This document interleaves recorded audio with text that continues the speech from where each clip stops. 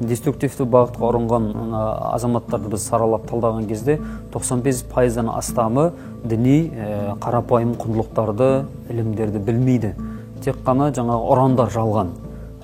Немесе жаңағы джихад, тағут, ширк деген секілді бір қасиетті сондай ұғымдарды алдыға шығару арқылы тек қана оның өзін тек сырттай формамен түсіну, яғни радикалды көзқарасқа сәйкестендіріп, сонымен ғана бағалап, ал енді жаңағыдай оның мағынасы, қолданылуын сұрап, жаңағы грамматикалық талдауға келген кезде ешқандай әңгіме айта алмай қалады. Жұрт ойлайды көбіне, бұлар арабша термин қолданып жатыр, өздерінің сөзіне сондай сенімді, сондай берік негіздемемен сөйлеп тұрған секілді көрінеді сырттай қарасақ. Жеме-жем келген кезде ашып, жаңағыдай отырып, жан-жақты сөйлескен кезде ешқандай бір негіздеме жоқ екенін біз көріп отырмыз.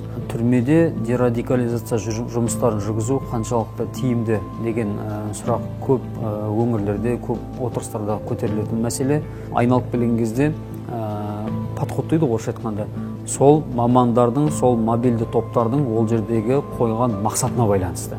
Оңалтуға атсалысушы мамандардың алдыға қойған негізгі мақсаттары жүйелі, нақты негіздемелермен баратын болса, ол жерде нәтиже әлде қайда шығады және шығып та жатыр. 200 сотталушы болса, діни экстремизм, терроризммен 200-200 түрлі жоспар керек негізінде, индивидуальный, жеке-жеке. Сол кезде ғана ол өнім береді. Әйтпесе 200 адамға қолыңыздағы бір әдістемемен кіретін болсаңыз, нәтиже кері әсер береді.